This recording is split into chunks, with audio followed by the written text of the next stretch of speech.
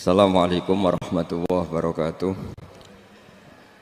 Bismillahirrahmanirrahim. Nahmaduka ya ghafuru ya syakuru. Mashalli wa sallim barik ala sayyidina maulana Muhammadin wa ala alihi wa sahbihi asma'in nama ba'du. Pernah ada orang hartanya itu habis karena ngobati ibunya. Terus datang ke saya, dia sumpek karena hartanya habis ngobati ibunya. Terus dia bilang, Gus, saya ini sekarang sudah miskin karena ibu saya sakit dan harta saya habis untuk ngobati ibu saya.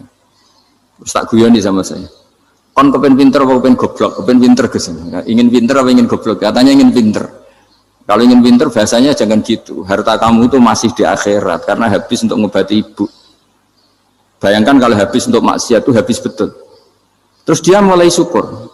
Alhamdulillah Gus, harta saya habis secara heroik karena untuk mengobati apa ibu. Sudah pinter dia. Akhirnya miskin sampai sekarang ya tetap pede saja karena masih punya tabungan di akhirat.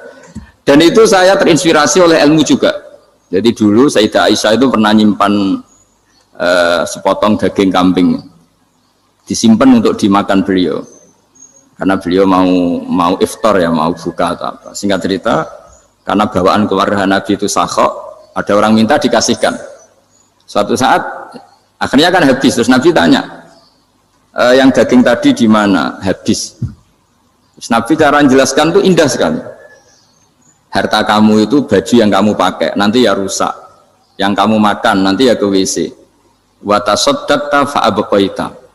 Memang di semua riwayat itu pakai dhamir mukhatab mudzakkar, meskipun asal usul riwayat itu untuk Sayyidah Aisyah karena untuk umum. Yang kamu sedekahkan tuh yang masih. Kamu jangan bilang kamu sedekahkan tuh yang habis, yang kamu sedekahkan tuh yang masih.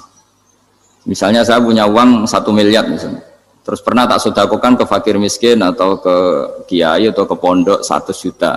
Itu yang mesti masih, karena kadung di luar kekuasaan kita. Kadung lillahi ta'ala. Justru yang masih itu yang potensi nanti untuk hal-hal yang kurang positif. Semenjak itu orang sedekah itu begitu entengnya karena itu yang masih. Ya tapi tentu sarannya yang tepat ya. Saya sekarang sering kampanye sedekah tepat. Karena misalnya sering saya itu didatangi orang kaya. Sudah dapat gratisan gerutu itu geremeng. Nah ini kita sudah pakai buminya Allah itu gratis, pakai airnya ya gratis, pakai oksigen ya gratis, kok masih gerutu, itu sudah jadi hamba yang nggak bener itu. Dibayangkan kalau kita pakai oksigen bayar, pakai buminya bayar, pakai airnya bayar semua, kayaknya kita tidak mampu membayar dan kita sama Allah hanya disuruh ikrar, disuruh sujud. Pentingnya ilmu satu, bahwa itu akan menjadikan satu perilaku. Misalnya begini ya, dulu itu kiai-kiai Jawa zaman dulu itu berpatokan karena dulu pemerintahan Hindia Belanda, seorang lagi masih pemerintahan Hindia Belanda. Itu dalil yang sering diutarakan itu sebaik-baiknya umara itu yang datang ke ulama, terus sejelek-jeleknya ulama itu yang datang ke umara. Tapi semenjak pemerintahan Indonesia dan kemudian ditandai beberapa tokoh kayak Gus Wahid putra Kiai Hasyim jadi Menteri Agama, ada Gus Wahib putra Kiai Wahab juga jadi Menteri Agama, ada Kiai Fathur Rahman keluarga Mbah Maimun, keluarga Sarang juga pernah jadi Menteri Agama. Kemudian bersamaan dengan itu dibangunlah satu pegangan ilmu. Pegangan ilmu ini penting karena ini yang mengilhami semua orang Islam, terutama ya utamanya ulamanya. Ada seorang ustadz, seorang guru ngaji yang karena melihat rata-rata penguasa itu zalim ya, datang ke Harun Ar-Rasyid. Ini perlu disemak, datang ke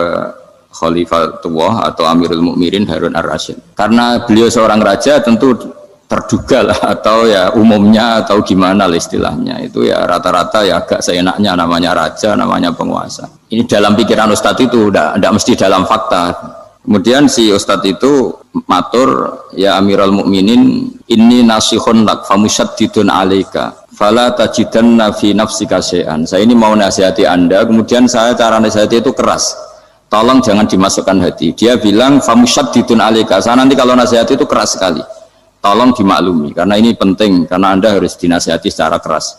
Tapi sebelum nasihat itu diutarakan, kata Harun Ar-Rasyid, karena beliau Bani Abbas dan beliau orang alim termasuk muridnya Imam Malik, kata Harun Ar-Rasyid, uskut, kamu diam Ustaz.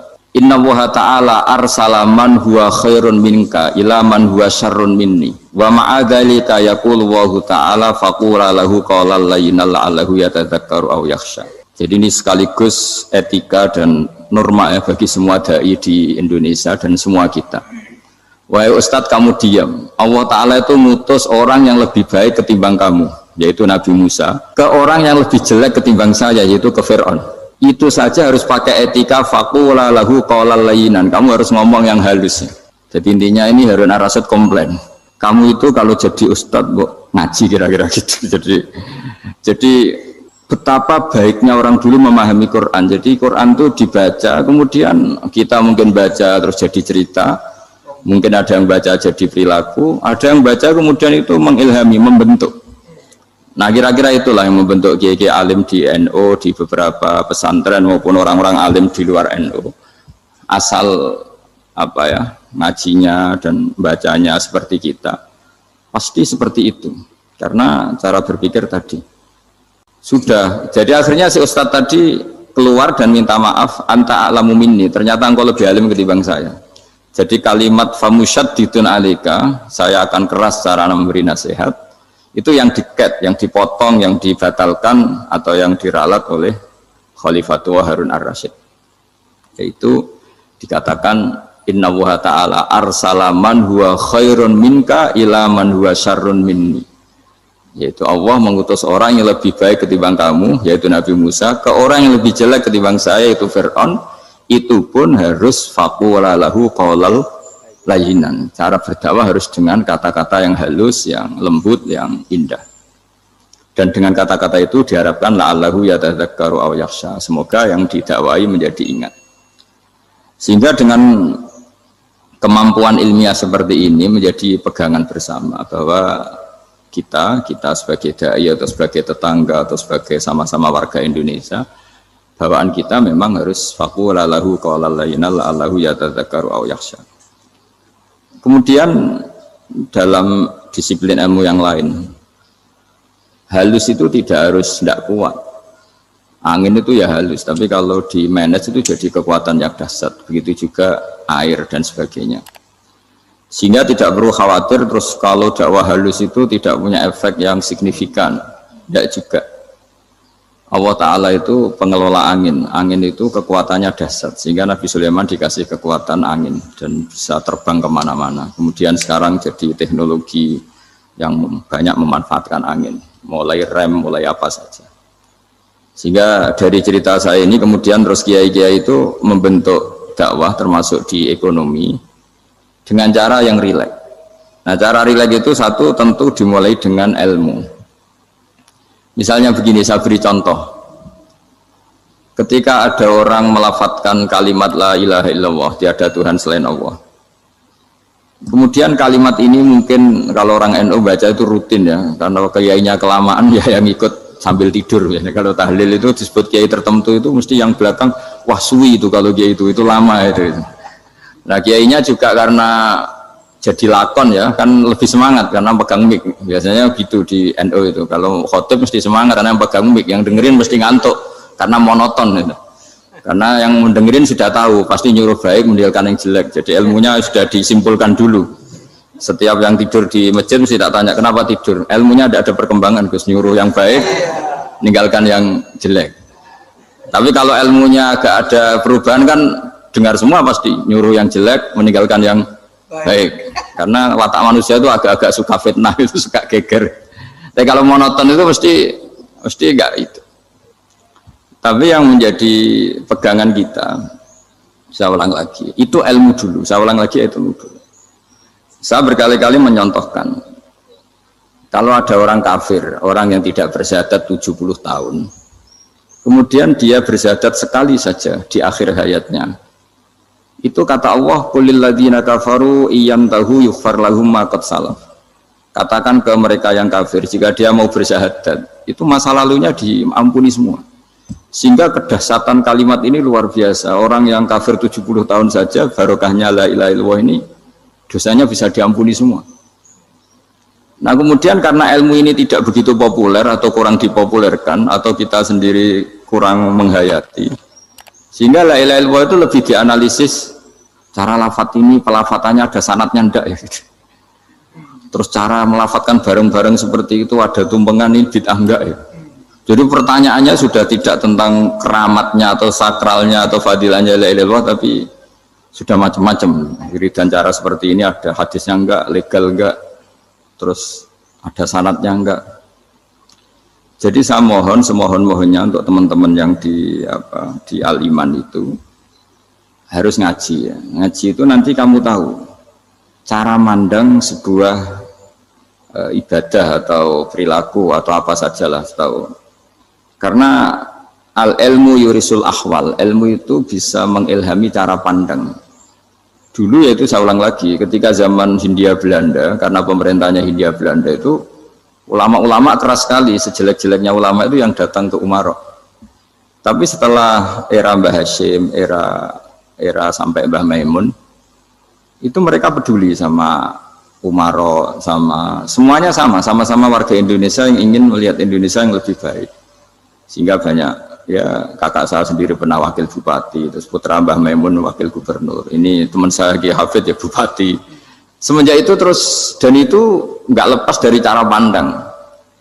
Ya, itu cara pandang diantaranya adalah cerita tentang Nabi Musa yang Allah tetap peduli sama Fir'aun, sehingga tetap didakwai Nabi siapa? Musa. Dan posisi Musa datang bukan memanggil. Ya, cuma sampai sekarang tuh belum pernah ke kantor bupatinya Pak Hafid, karena kadang-kadang orang terus curiga mengajukan proposal, jadi agak repot.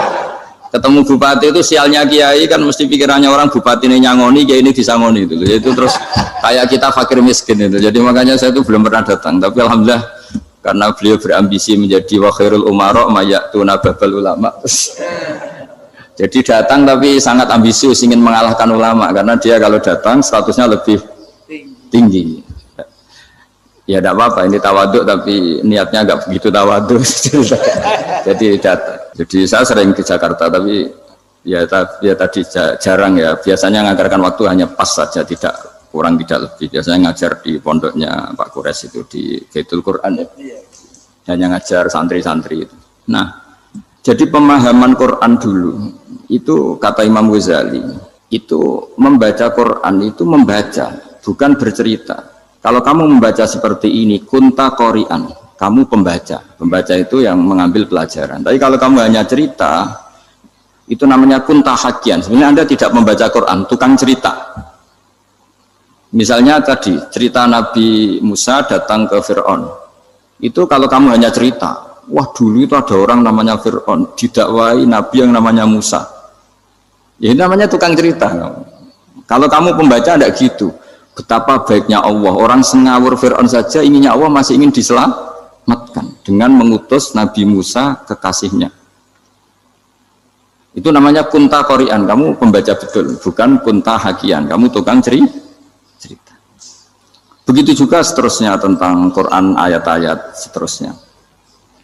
Sehingga yang diharapkan dari pembacaan Quran itu memang kita sebagai ahli baca, ahli mu'tabir ya, ahli yang ngambil pelajaran, bukan tukang apa?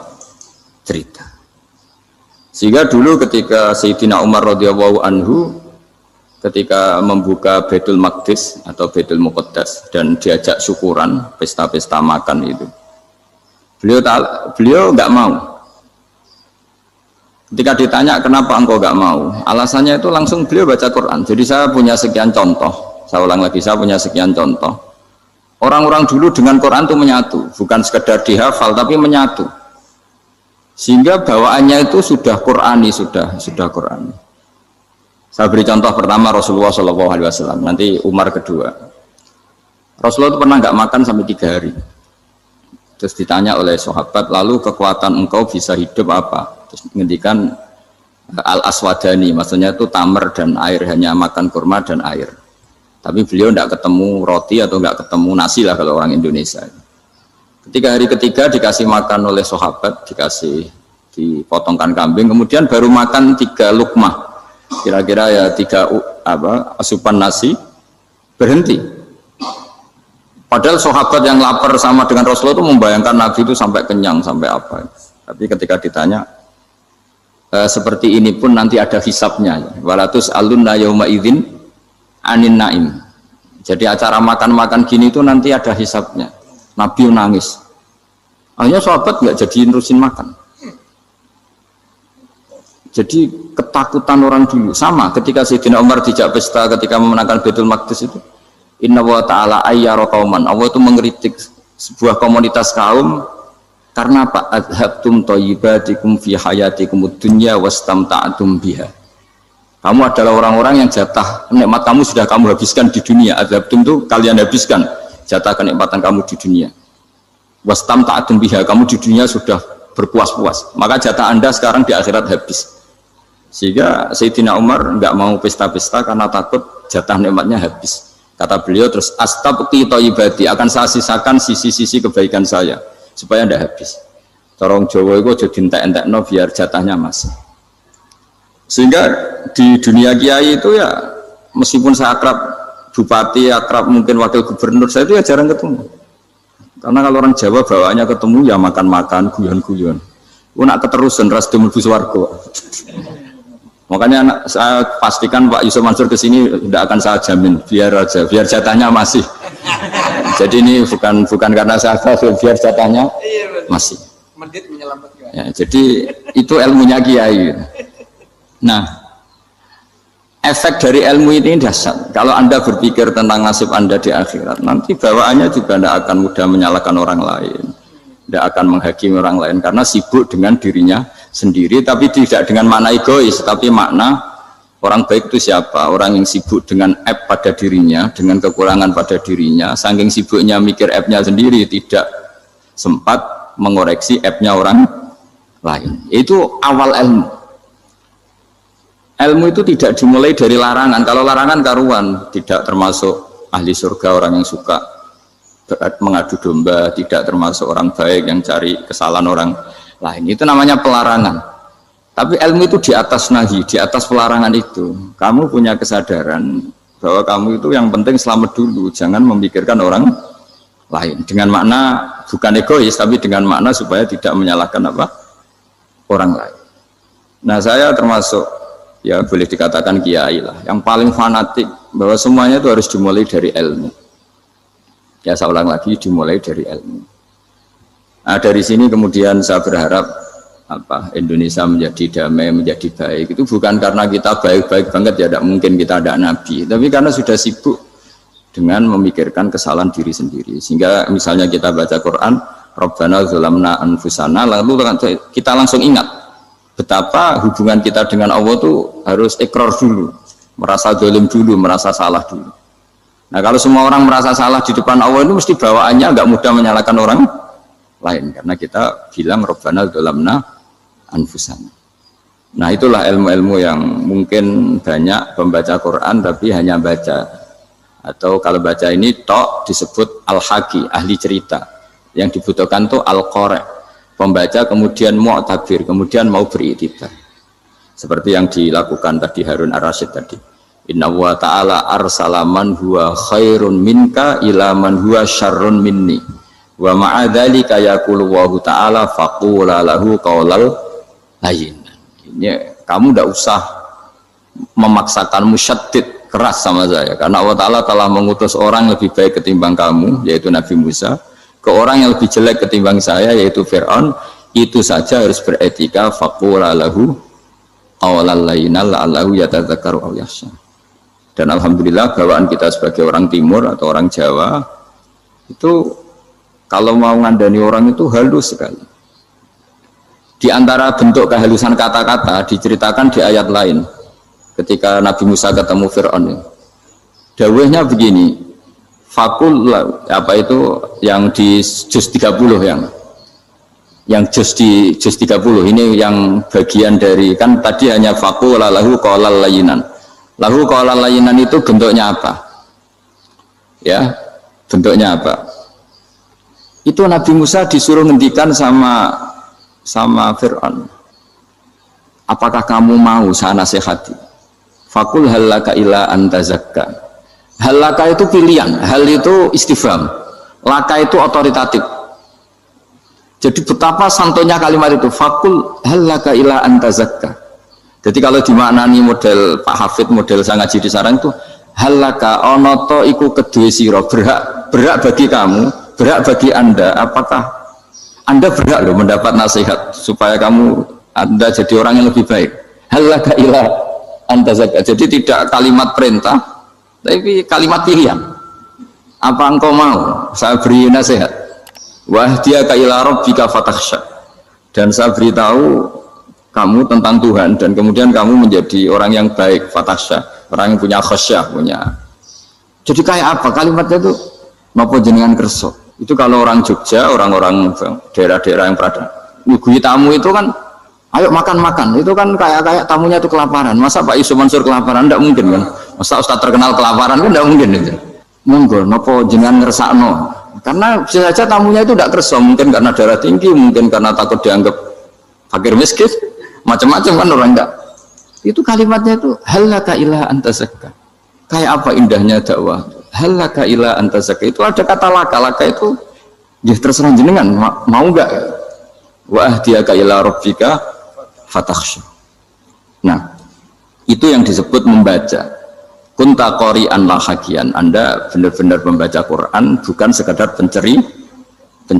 Nah, kemudian ini yang terakhir saya juga baru sebenarnya saya itu nggak pernah bilang sanggup itu, tapi Pak Ustadz Zakaria itu GR terus sampai tadi pagi itu saya belum tahu kalau ada acara ini.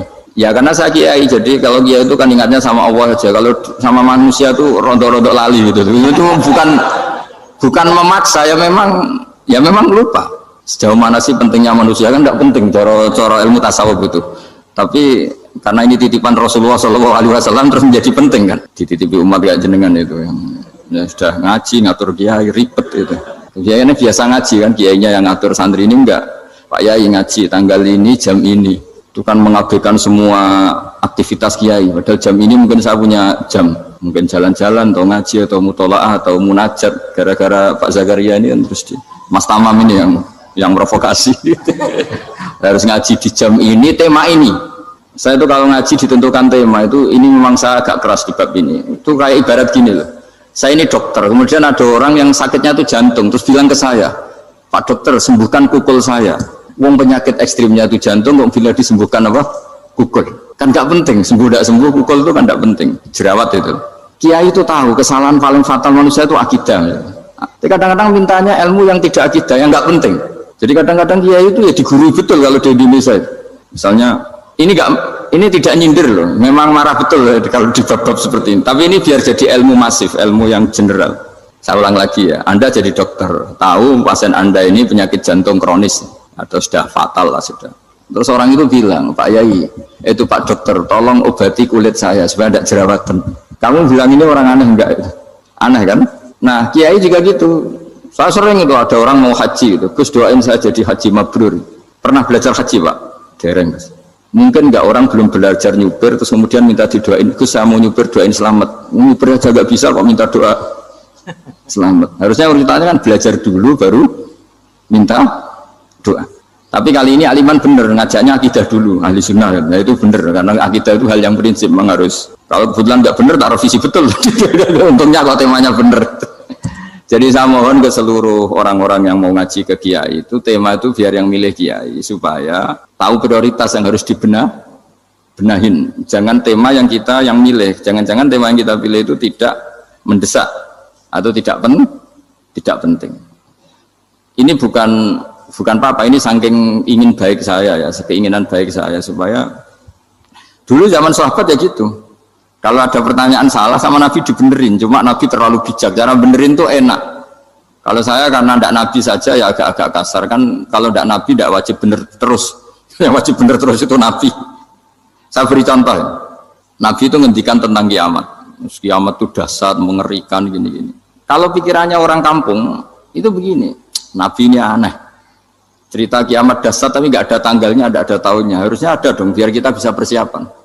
Sehingga Nabi disomasi di tengah-tengah khutbah itu, ya Rasulullah mata sa'ah. Nah, karena ini orang Bedui, Nabi nggak dengerin, masih ulang lagi. Mata sa'ah ya Rasulullah. Ketika Nabi mengabaikan itu ada dua kelompok sahabat, yang satu bilang lam yasma, Nabi tidak dengar sehingga mengabaikan. Yang kedua bilang sami'a wa kariha, Nabi sebenarnya mendengar tapi tidak berkenan. Tapi diulang lagi ketiganya, ya Rasulullah mata sa'ah. Akhirnya Nabi jawab, mau tidak mau, karena kalau enggak ya namanya orang Bedui ngomong terus.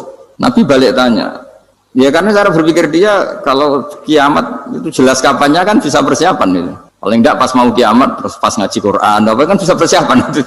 Akhirnya Nabi balik tanya, ma'at tatalaha, Kalau kamu berani tanya kiamat, lalu persiapan kamu apa? Ya, terus orang itu bilang masyhur itu, ma'adatullah kabira sholatin wala siyamin wala kadza wa kadza walakinni uhibbuka. Saya sebenarnya tidak punya persiapan ya Rasulullah, cuma persiapan banyak puasa ya enggak, banyak sholat enggak, tapi saya mencintai engkau. Masyhur itu jadi hadis paling legenda, almar'u ma'aman ahabba. Sebagian disebut anta ma'aman ahbabta. Ini kata semua sahabat yang di masjid. Si Bedui ini orang paling dibenci sahabat karena mengganggu Nabi saat khutbah. Tapi akhirnya ini menjadi orang paling dicintai sahabat karena barokahnya itu hadis itu keluar secara terbuka. Almar'u ma'aman ahabba. Sebagian riwayat yuhsyarul mar'u ma'aman ahabba. Nanti orang akan sowan sama Allah bersama orang yang mereka cintai. Nah, itu sahabat-sahabat fama farihu ba'dal Islam farahahum biadal hadis. Mereka tidak pernah senang setelah masuk Islam sesenang hadis ini. Karena kita tidak perlu soleh-soleh banget, cukup nyintai orang apa? Soleh gitu. Makanya saya sekali bilang itu ya, kadang-kadang saya jadi orang alim itu ya rugi. Ruginya tadi. Misalnya untuk menjadi orang alim kan harus hafal Quran, ngaji Bukhari, Muslim, Ikhya. Ternyata pengumuman kedua orang nggak bisa apa-apa. Gelombang kedua para pecinta, waduh, itu kan repot ya. Jadi kita yang jadi orang alim susahnya bukan main, ternyata disaingi pengumuman kedua dan para pecintanya. Wah itu kan akhirnya ketemu orang-orang nggak jelas tadi. Nah itu ya termasuk farah dalam Islam, farhatul aibin. Jadi seneng itu di Islam itu ibadah. Ya kul bi fadlillah wa bi rahmati fa bidzalika falyafrahu. Seneng itu diperintahkan Allah. Saya tuh sering di kamar, kadang itu nyun sewu kayak gatelan gitu, apa itu. Ya agak kukur-kukur terus merengut saja malu. Malu saya itu dilihat Allah kok kayak agak ridho itu malu. Ya kayak tadi lah, kamu dikasih rumah gratis, kemudian pas yang ngasih datang kamu kelihatan cemberut, itu yang ngasih kan mangkel. Jadi dikasih gratis masih cemberut. Sama hubungan kita dengan Allah itu semuanya dikasih gratis.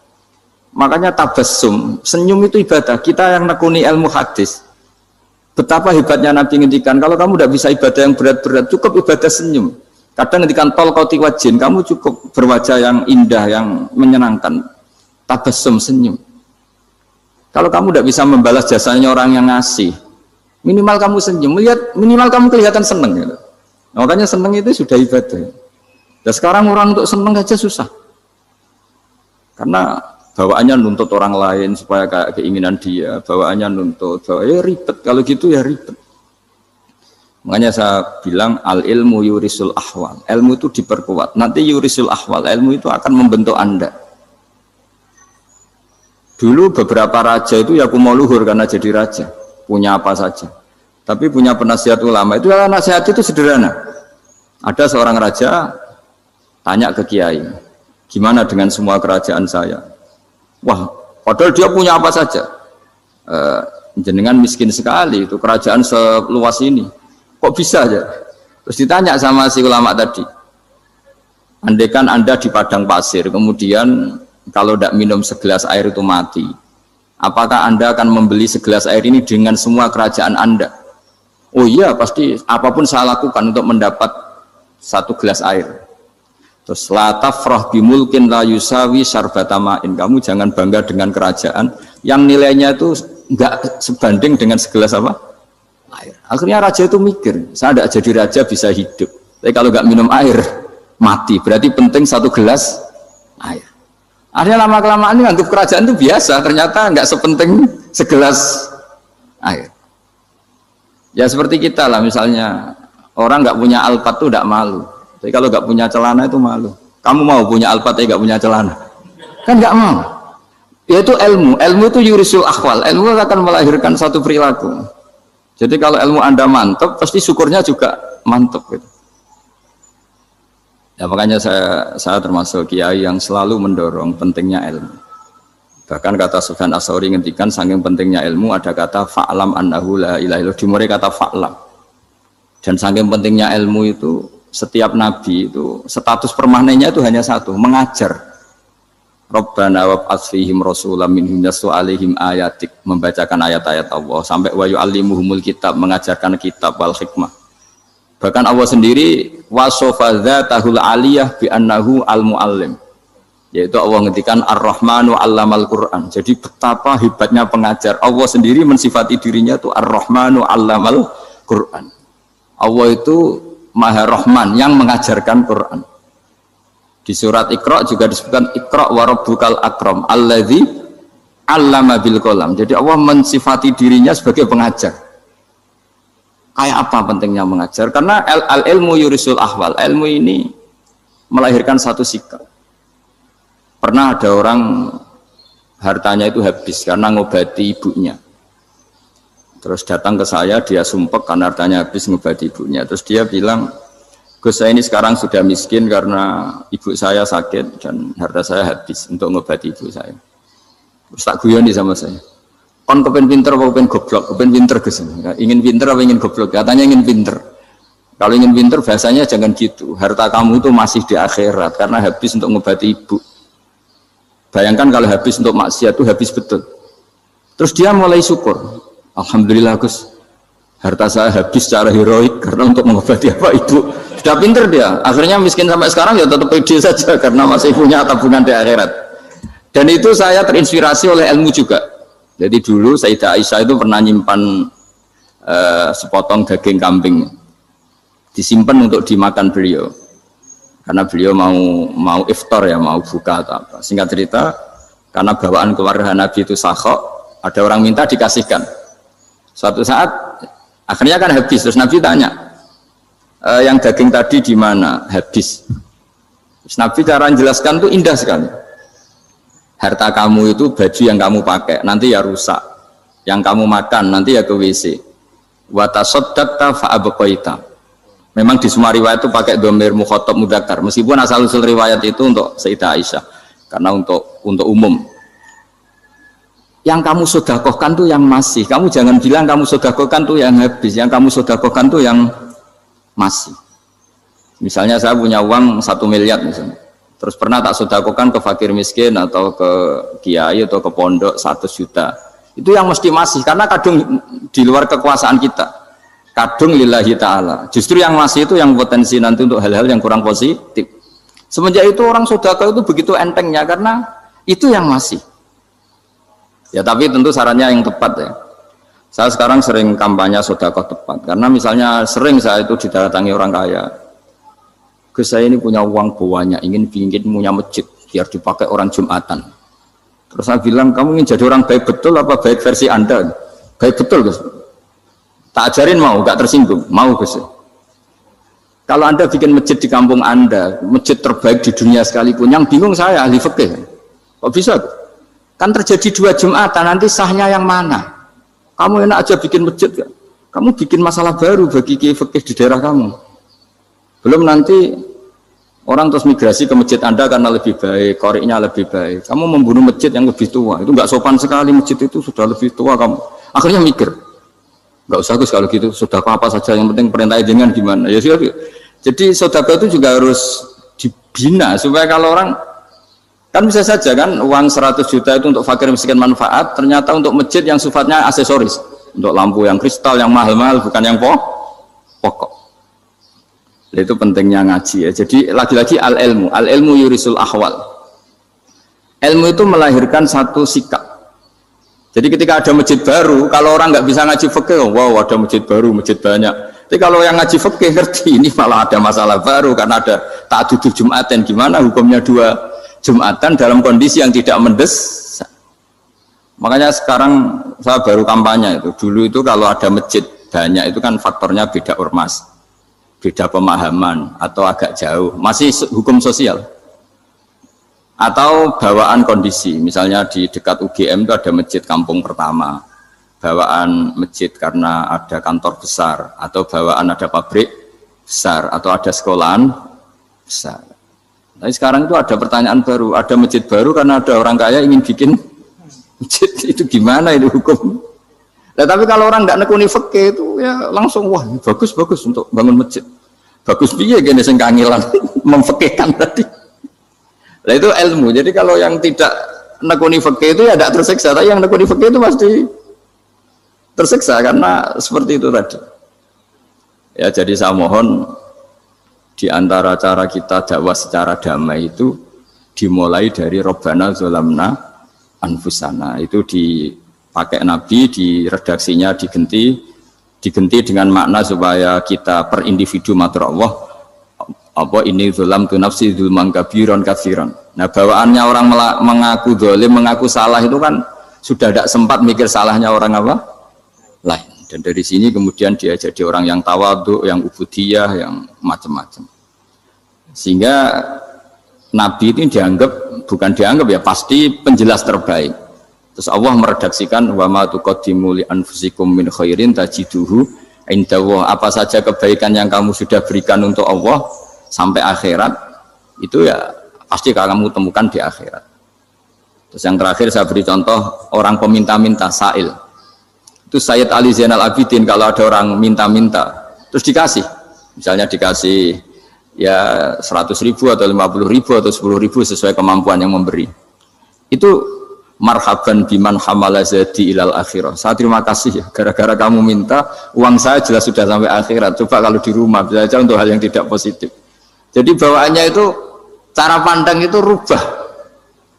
Jadi sebenarnya kalau kita ngasih uang di masjid, ngasih kiai atau ngasih fakir miskin, ya uang itu yang masih, bukan yang habis. Itu watasodak kata fa'abqaita, yang kamu berikan itu hakikatnya yang masih. Karena sudah ada kamu otak-atik lagi, makanya disebut wakaf. Sebenarnya wakaf itu dulu secara makna lughat, saya ulangi secara lughat, maknanya itu sudah berhenti. Wakafun maknanya berhenti. Nah sodako itu dari kata sodako maknanya benar. Orang yang sering sodako berarti imannya benar. Orang yang uang sudah diberikan berarti dia sudah terputus, wakaf berhenti dari hubungannya dengan dia. Sudah dikasihkan berarti selesai. Sehingga wakaf dan sodako itu sebenarnya maknanya saling melengkapi. Kemudian orang-orang fikih karena ada disiplin ilmu tertentu, wakaf itu untuk sedekah yang permanen, yang abadi, kemudian sedekah untuk infak. Tapi itu kan hanya istilah-istilah dalam disiplin ilmu. Sebetulnya kalau pakai ilmu yang umum, sedekah ya bisa disebut wakaf, wakaf ya bisa disebut apa? Sedekah. Karena maknanya sedekah itu wakaf. Wakaf itu apa? Qat'u raqabatil malik an hadal mal atau an malih. Hubungan pemilik harta ini terputus dari harta itu. Jadi misalnya saya sudah wakaf tanah ini ke masjid, sudah diterima, buat saya kepikiran gadekan atau menjual sudah tidak bisa, sudah berhenti di situ saja hubungan saya dengan kepemilikan harta itu. Makanya disebut apa? Wakaf.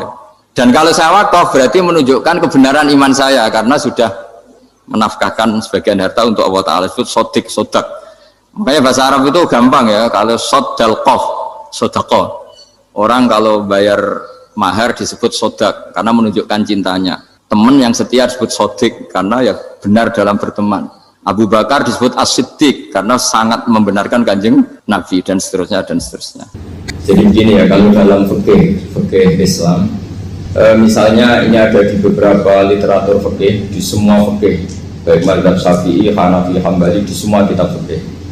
Misalnya ada orang mau masuk Islam, terus konsultasi sama ustadz atau sama kiai, Pak saya mau masuk Islam, kamu nggak boleh ngambil sikap monggo ngeteh dulu, itu tidak boleh. Atau apalagi diajak ngobrol dulu, karena 5 menit kita mempersilahkan ngopi dulu itu artinya dianggap kita membiarkan dia dalam keadaan kafir 5 menit dan kita dianggap ikut tanggung jawab. Sehingga di bab ada ulama yang ngebabkan itu sampai di bab murtad. Termasuk murtad adalah orang yang dimintai mensyahadatkan non muslim kemudian disuruh ngopi dulu atau ngeteh. Karena dianggap pembiaran sekian menit masih berstatus kafir. Jadi ibaratnya gini ya, kalau kita mungkin baru bapak-bapak baru pakai celana pendek terus ada orang kecelakaan di jalan, saya tak pakai baju dulu, nanti baru kamu saya selamatkan. Itu kan naif. Kalau begitu saja naif, apalagi orang yang kafir kemudian pas mau minta disyahadatkan kita bilang monggo mandi-mandi dulu, ngeteh-ngeteh dulu. Berarti ada pembiaran sekian menit, dia masih berstatus. Artinya begini, kalau dia saat itu kok dimatikan oleh Israel berarti mati dalam status kafir dan kita ikut tanggung jawab karena harusnya bisa Islam andai kan kita mensyahadatkan saat itu juga.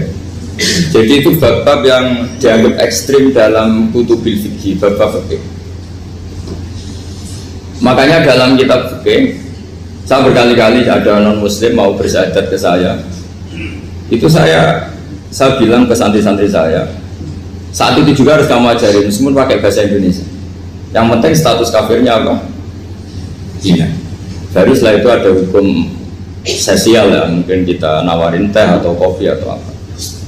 Makanya di sini dibabkan bab seseorang harus tergesa-gesa atau bercepat-cepat atau ngambil sikap bergegas untuk melakukan kebaikan. Terus ayat kedua yang dipakai Sayyidina bin Abi Salam itu begini. Ketika Allah mensifati orang munafik, status orang munafik itu apa? Wa idza qamu ila sholati qamu kusala. Mereka kalau dipanggil untuk sholat, ya berangkat tapi itu salah cara malas-malasan. Sehingga untuk menunjukkan kita loyal sama Allah itu